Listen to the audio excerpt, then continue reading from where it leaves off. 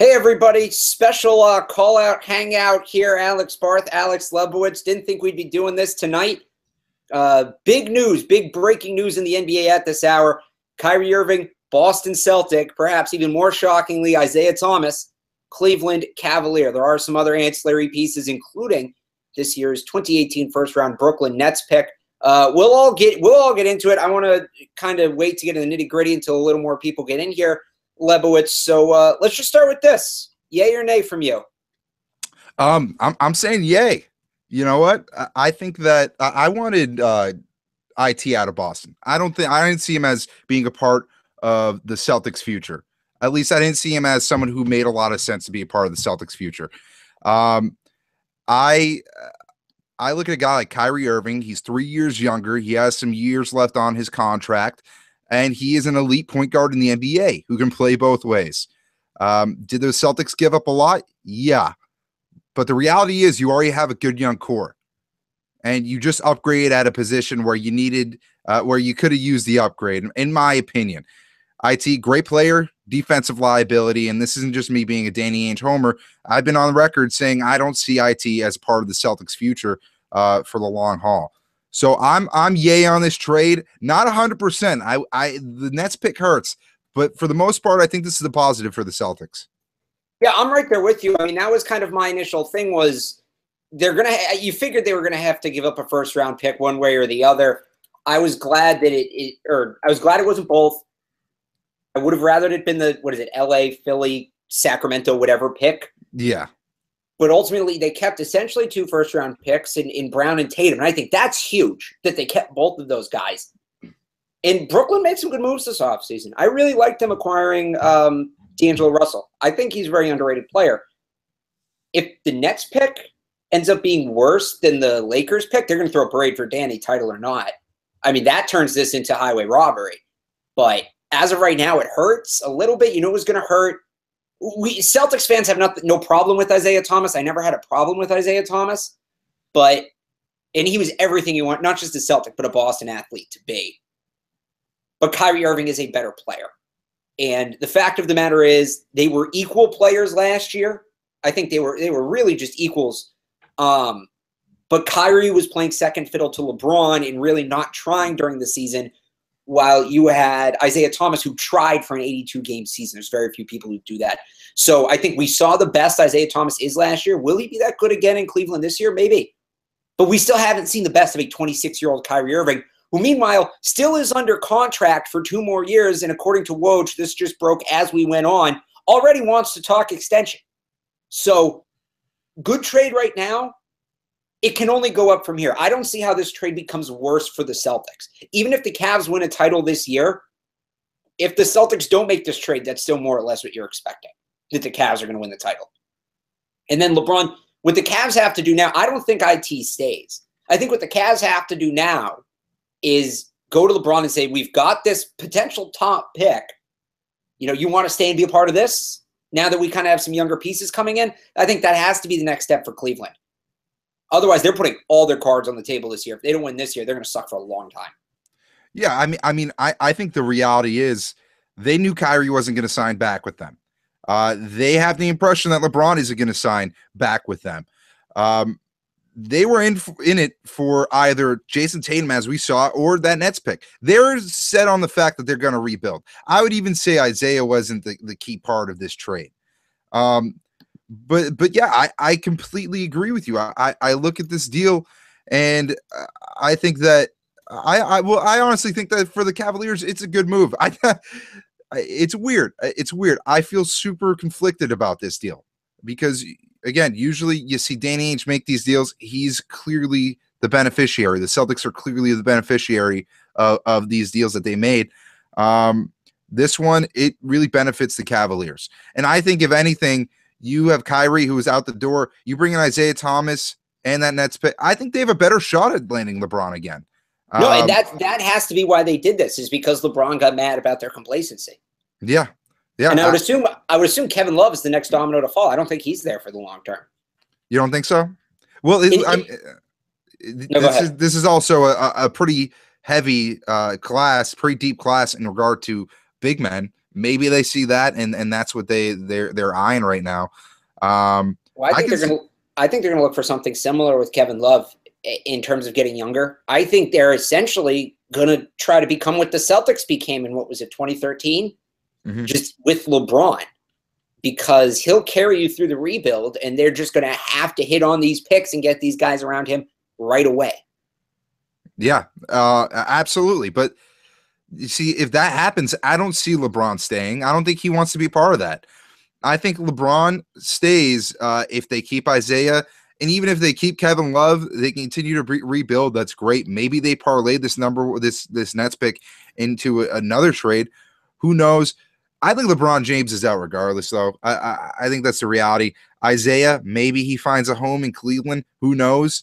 I think it'd be the smartest thing for him to do would be to test free agency, get the money that he's worth, or maybe not the money that he's worth, but his market, I guess, yeah, his market value. I don't think he'd be worth whatever he's going to get, but that's what you're gonna have in Cleveland. You're not gonna have LeBron James back in 2018 when he has no one around him, unless they bring people in. I don't know if I see that happening. I think the ratings on the wall in Cleveland, I think they did what they had to do. And you talk about trading Kevin Love. I'd trade LeBron James. That's a guy who's going to have more. Oh, if he's not going to stay, I've said this on the show before, I absolutely think you do. Again, this is Calling It special breaking news live edition. Not LeBron James. Kyrie Irving traded the Celtics. If you have any questions for us, comments at Calling It Podcast on Twitter, hit us with those. Is the Celtics? Here's what I'm thinking about now. Is the Celtics rebuild over? Are we now post Nets trade? Well, this signifies the end, doesn't it?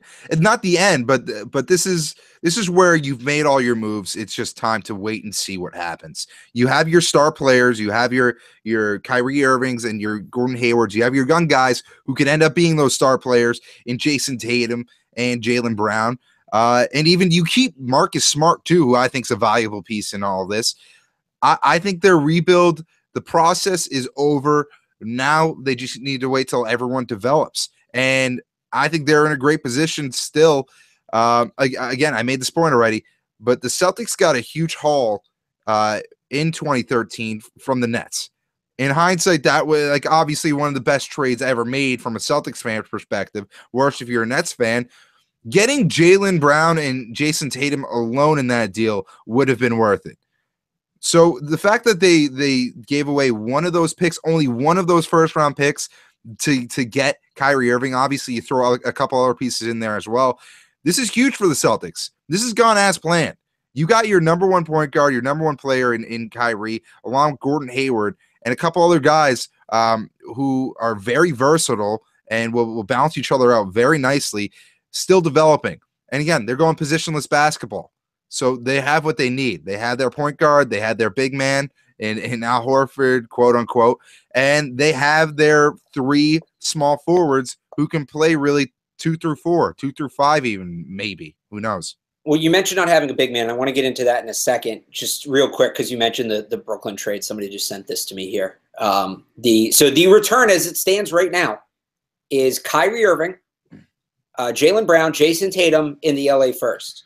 So we're not done yet. Still one more pick to be made, but pretty good return right there. Pretty good return. Now, you mentioned not having a big. Ante Zizic was a part of this trade along with Jae Crowder.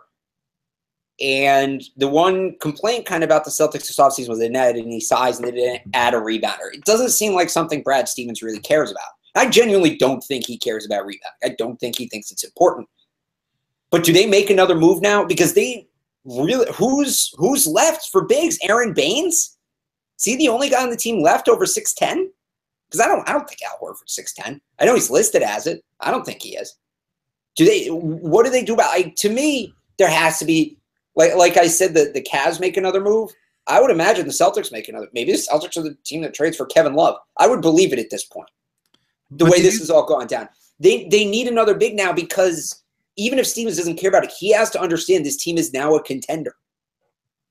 And you have to go and make that move, because you're going to face teams. Look what happened to them against the Bulls last year. Look what happened to them against the Hawks in the regular season. When they face these rebound-centered teams, they get destroyed. Kyrie doesn't fix that. And Aaron Baines isn't going to fix that either. Yeah, but was Zizic gonna fix that? I don't think they're giving. But I at think least you had some size. It's not like they got a big back. yeah, no, you're right, and maybe they do make another move to get that big man.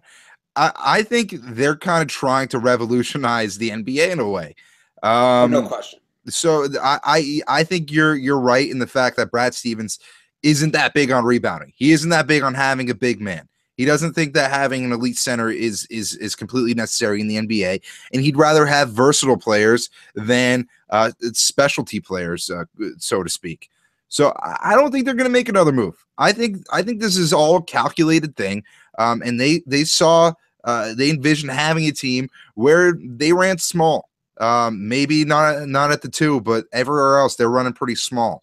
So yeah, I don't think they're gonna make another move. At least nothing huge. I mean, you've heard rumblings that they'll try to go after Anthony Davis. I'm still in on that, but I don't think that happens till this time next year. I mean, maybe. I'd like to see them do something. I think they can still get Davis next year, and it's all going to hinge on now how good the Lakers are. And this is where it really kills me that there's that weird top protection on the Lakers pick. They only get if it's 2 through 5, not 1 through 5. This is where that kills me. But no, I think they're still in position to get Davis. It's going to be harder. It's going to hurt more. But if that pick does end up being a top 5 pick and you add Brown or Tatum on top of that, I think Davis is still in play. I think Davis and Kyrie, that's something. That's and Hayward, Gordon Hayward getting thrown to the side in all of this. That's a legitimate big 3 right there. Yeah, but what would you rather have though? Because this is interesting. If that Lakers pick does land through 2 through 5 this upcoming draft, this is going to be a draft that has a lot of big men, a lot of guys. But that's what they're saying. But we hear every year, isn't the top prospect in the NBA draft the next LeBron James? And then like for instance, everybody said 2 years ago that Ben Simmons was the guy. He was revolutionary, the best prospect we've seen in decades. And then people come out this year and say he maybe would have gone top 5. And I guarantee you, everybody was so hyped about Fultz. Next year, people are going to say Fultz might have been top 5 in this draft. He was okay. I got to see these guys play college ball. So before I go to that, yeah, there's a ways to go to see if these guys do pan out. But if he is there, the hype for argument's sake, you have that guy next LeBron. That's not what I'm saying. Not next LeBron. I'm saying a guy that would justify not trading that pick plus Tatum and Brown, which is probably what you have to give up to get an Anthony Davis. That it would be better to keep those 3 together than trading them for an Anthony Davis. That's all. Like that. Which doesn't mean a generational, like it doesn't mean like the best player in the league. It means a guy who's potentially an all-star, who's potentially a top 5 at his position, maybe. No Anthony Davis. I don't think we're going to see that. It's a special player, but someone who, you have him, Tatum, Brown, Hayward, Irving, and Horford all still intact. That would be better than trading 3 of those 5 or whatever, 3 of those 6 for Anthony Davis. That was long-winded, but yeah. No. And just what I want to remind you about, and also first remind everybody listening, at Callin the Podcast on Twitter, if you have any questions or comments for us, or there's a little comments bar on the side. Somebody is saying that they're disappointed with Boston. The one thing I want to say, and then we can get to that comment. At some point, you have to sign all these guys. And if you're going to lock Kyrie up to an extension, you have Hayward under a max deal, you're not going to be able to afford everybody. So yes, in theory, it may be better to have all these top prospects. But remember, there's been nobody as good as Anthony Davis to come through the draft since Anthony Davis. I don't think Karl Anthony Towns is as good. I don't think Giannis is as good. Davis is the real deal. So you're going to lose some of these guys anyway. Yeah. To me, it really has to be an insanely good draft for me to not make that trade. So we have Nuts Daily. That's a great name. Who says Boston's trades too much and he's disappointed. It's the NBA. Is there such a thing as trading too much in the NBA? Like, if this happened in any other sport, if the Patriots and the Falcons were to make a trade this offseason, or the Cubs and the Indians, people would be blown away. The NBA is kind of a circus show at this point, though. Isn't this more or less what you expect out of this league, whether you like it or not? Yeah, absolutely. This is This is the NBA, and people are saying this with the NFL, but it really applies to the NBA more so than the NFL. The NBA offseason and trades is way more interesting than the actual NBA, and this type of stuff is going to happen all the time.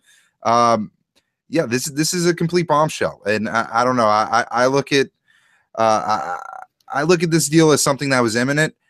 No one thought that the Celtics were going to have a chance to pull this off, though. No one thought the Celtics would be the team at the forefront. Maybe they were gonna, look into it, but they weren't going to be the team it's at the forefront of this deal. The most surprising is just how quick it came, because it was just like tonight. You have. I worked during the day at CSN. For those of you who don't know, they cover the Celtics. Nobody said a dime about this today. I didn't see it in the car. And that's ground zero for rumors. They would know if anybody would know. Outside of the Garden itself, outside of Callin Street, and you texted me like 2 hours ago when the rumors started coming around, and I was like, "There's no way this trade." Yeah, I didn't think either. I just wanted to have our bases covered, but I didn't think we were going to be doing this tonight. Yeah, I'm shocked. I'm shocked that we're on air right now, and this is a real thing. This is like this is. I know it was very recent, but this is like Chris Sale coming to the Red Sox right now.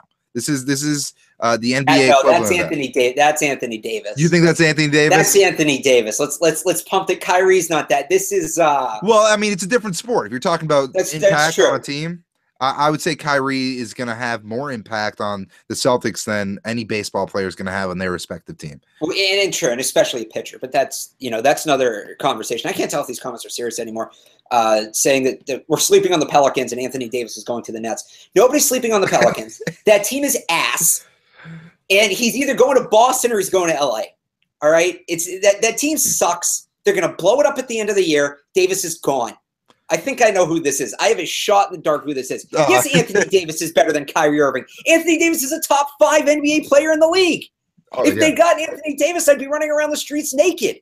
Yes. Nobody is saying Anthony Davis and Kyrie Irving is Anthony Davis. That's not what this is. But the Celtics got a good player. And you know what the first thing I thought was when they got Kyrie? Him and Davis are going to be great together, but he's going to hate being the second fiddle again.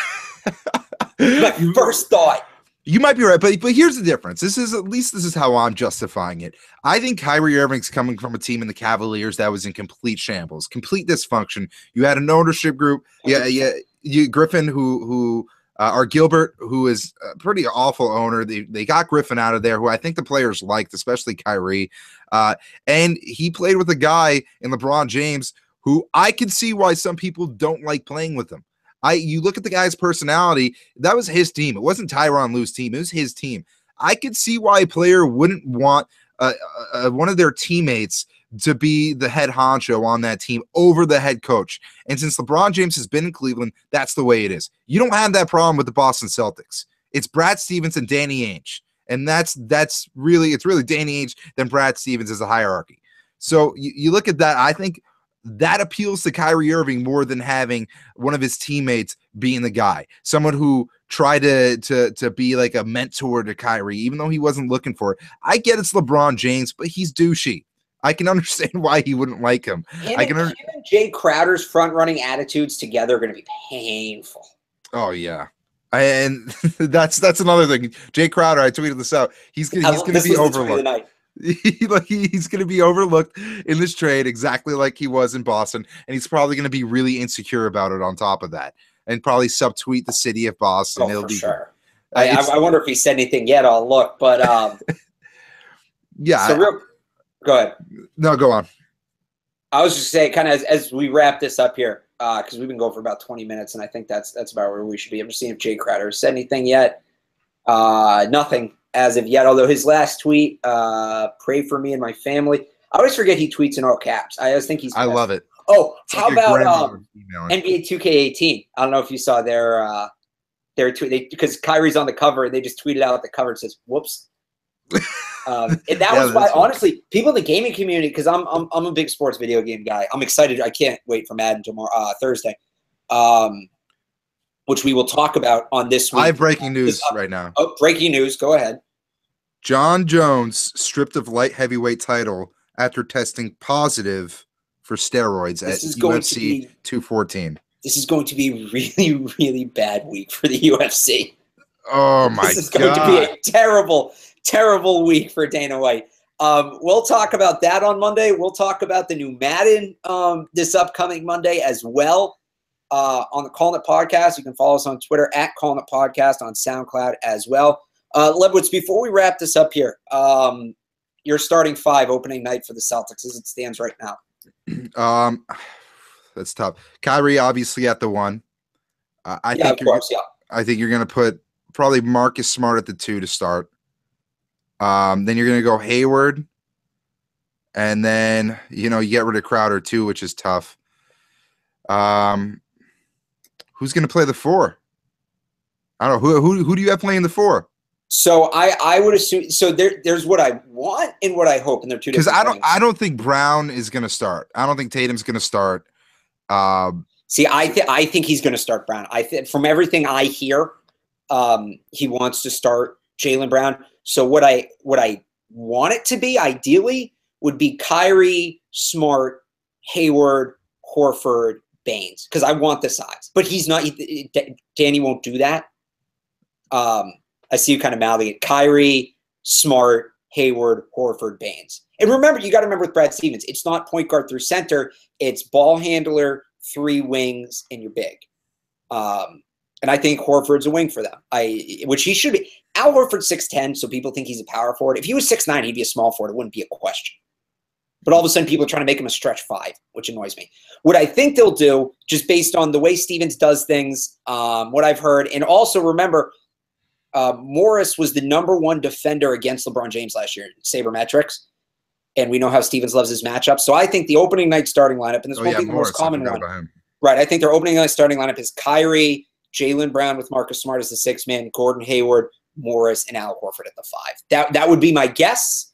We'll see. We know it's going to be constantly changing all year long, though, because that's how Brad Stevens does things.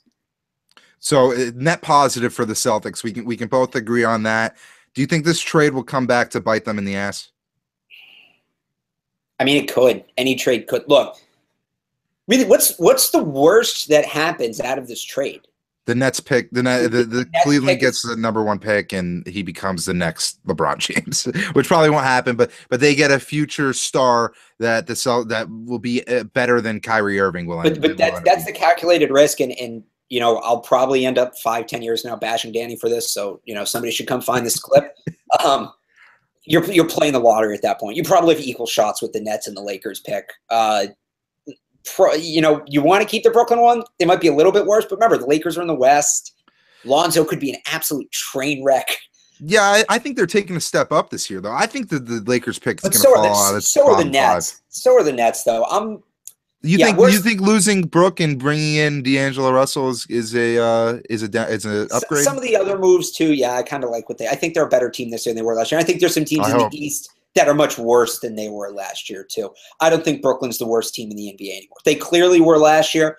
They're not the worst team anymore. So I would have liked, because of the protections. Yeah, you want to keep the Lakers pick. Yeah, worst thing that happens, Cavs pick at the top of the draft. They hit, but look at their draft history. With top picks in the last couple of years, and they don't even know who their GM is right now. It's going to be a new GM, so he's going to have the pressure of the draft, or it could be Phil Jackson. In which case, this was a great trade because you gave Phil a loaded gun with the safety glued shut. That would be bad. That's like the worst case scenario, but it's 50-50 on the draft. They could take Kyrie, they could take Anthony Bennett. I will gamble against the NBA draft. If I have the #1 pick, I will always trade it for a legitimate, proven player. So I'll always gamble on the draft, and that's the risk you take. But I think the upside is much higher. If Kyrie draws Davis here, hell, I'm not putting anything past the NBA at this point, and we know why Kyrie left. If Kyrie draws LeBron here, well, that's not happening. This trade wasn't happening a day ago. But the reason this trade was initiated, the reason Kyrie wanted out is because he hates. And then maybe he realizes I don't want to be the guy. Being the guy sucks. That's wishful thinking. Kyrie's going to draw. Ultimately, even if Kyrie doesn't end up being the same player he was on the Cavs, he's going to bring players that are legit. Well, what's more of a destination right now in the NBA, Boston or Cleveland? Oh, Boston, without a doubt. Boston's the biggest destination in the Eastern Conference. Yeah, Don't talk to me about Miami. Miami's past its prime. Miami's done. It's not a destination anymore. Boston's the biggest destination in the Eastern Conference because of this trade. That's worth giving up the Brooklyn pick. Yeah, I mean, I think it was before this trade. I think, and that's what I was going to Really? get to. See, I still think it was Cleveland before the trade. Well, no, not given the dysfunction in the reports. For me, no. Since Kyrie said he wanted out, I think the tide completely switched, and I think it was Boston from there on out. I meant like pre all the Kyrie drama. Oh yeah. Okay, Of course. Pre all the Kyrie drama, I agree with you, but I think this proves that Boston is the destination in the Eastern Conference, #1 destination for here on out, and they proved that. Or from here on out, they proved that with the Gordon Hayward signing. They proved that with the fact that Kyrie had Boston on his list for teams he wanted to be traded to, and the fact that Woj is reporting that he wants an extension already. This is a team that has a really bright future. The fact that they have Brad Stevens, who's one of the best coaches in the NBA, Danny Ainge, one of the best it's the perfect storm. It's what players who want to win want to be a part of. And that has been proven this offseason. This has been a huge offseason for the Celtics, franchise-altering offseason between Tatum, Hayward, and Irving. And I think it's going to be one that we will remember for a while. And I know we were trying to wrap it up, but we got a couple more people in here. So we'll go for another couple minutes. If anybody wants to throw any questions or comments on the side there, or at Twitter, at Callin It Podcast. Obviously, me and you know a couple Philly people. Your co-host, John Sokoloff from the John Levo Show, is a big Sixers guy. I think he's the one who had this on Twitter. Somebody had this on Twitter. The Sixers may be the biggest winner in all of this because the Celtics now are going to go through, whether they got better or not, there's going to be a shifting period. The Cavaliers probably lose LeBron, who may go to Philly. The Sixers the process may have timed out perfectly. There's going to be a black hole in the NBA, and the Sixers are gonna fill it. They may low key be the biggest winner in all of this. You think? I don't see LeBron going there though. I think this is what's going to happen, and we can play this. In LA. We can play the tape back. He's going to go somewhere that once he joins that team, the roster is going to be completely revamped. They're going to be bringing in guys that he likes, his guys. They'll bring in the Melos of the world, the CP3s. I think there's a chance he could even go to the Rockets. If he goes to the Rockets, there'll be less of a. He's going to go somewhere he can market himself. And remember, market himself. I think he wants to win. I think he's chasing Jordan right now. No, he's never. You talked about him liking guys. Remember the whole thing a couple years ago? Was it Kemba or no? Shabazz Napier. He really liked Shabazz Napier, and they traded a bunch just to draft him, even though LeBron didn't stay, and it screwed him up even worse. Yeah, and he was really. He's a big Kemba Walker fan. He's a big Ben Simmons fan. He's always kind of had this fascination with the top college prospect, and I think it's something with him not going to college and him wishing he played college basketball. That's up to a psychologist to decide, but. I think LeBron loves the concept of the up and coming, top NBA prospect, and he gets to play with 3 of them if he goes to Philly: Simmons, Fultz, and Embiid. I'm missing Embiid. I think that where else can give him that? Yeah, he can go play with his guys, but he's been there and done that. I think he kind of wants to be that father figure, and he can do that in Philly. Well, instead of one of the guys, he wants to be Uncle Drew. That's what it is. He wants to be Uncle Drew. He can go do that in Philly, 100%. He wanted to be a mentor. Kyrie wasn't having it, so he'll force his way into mentorship with the Philadelphia 76ers. I don't know. I think I could honestly see him going to the Rockets if he takes maybe even the Spurs if they can find room for him. Pop wouldn't. You don't think Pop would? He wants to do things his way. Because you can't have 2 coaches on the same team. That's true. That is true. Maybe they would clash. I see him going to the Western Conference. I see him joining forces with either D Wade, Melo, or CP3. Those are his best friends in the league. That's why I think he's done with D Wade, and D Wade's done. If he joins, and look, will Dwayne Wade be on the Cavaliers by Christmas? Probably, but it's not LeBron and D Wade anymore. It's LeBron and D Wade have to. Having D Wade at this point equates to having Derrick Rose. I think Wade's best days brought him. He's not going to make an issue to get Dwayne Wade on his team. That's just a bit. Melo, maybe we'll see how he does this year. if he plays. Like, what's going on with him if he plays this year? Yeah, I don't know what the Knicks are doing there. They need to try. I mean, they should trade him. I still think Carmelo. Well, I still think Carmelo Anthony for Kevin Love is the perfect trade for both teams.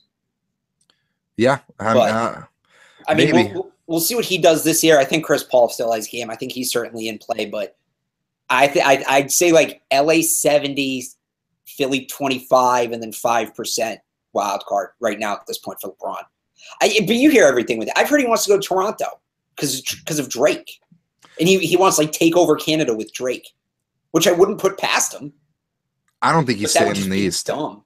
I don't think he's staying in the East. I mean, I really, you know, I don't want to say that because I think Philly's illegitimate. Look, what was it with the decision? There were 4 teams at the decision, right? Wasn't it Miami, Cleveland, New York, and what was it with Lakers one? They might have been. I think there were 4 teams though. I remember there being 4 teams. The 4 teams this time, I think, are going to be LA, Cleveland, Philly, and then the 4th, I think, it's going to be whatever the hot team is this year, whether it be Minnesota, Houston, whatever ends up being the cliche, or Golden State. Honestly, like that's the thing. This thought passed through my head. What if he goes to Golden State? And then my instinct is, well, that won't happen. That's just stupid. Name one move in the NBA in the last 5 years that wasn't stupid? Tonight was asinine. I would give up on the NBA if he signed with the Golden State Warriors. I would love if he went, because that opens up that the NBA is not a major force sport anymore. If that happens, that opens up room for lacrosse. It opens up room for arena football. Lacrosse is never taking over the NBA. At that point, if you're just watching like a bunch of if you're just watching 5 NBA players take on a bunch of like borderline college all-stars every night. If LeBron goes to Golden State, who the hell cares about even the fight? Who are they playing in the finals? The Celtics? They'll sweep them in 3.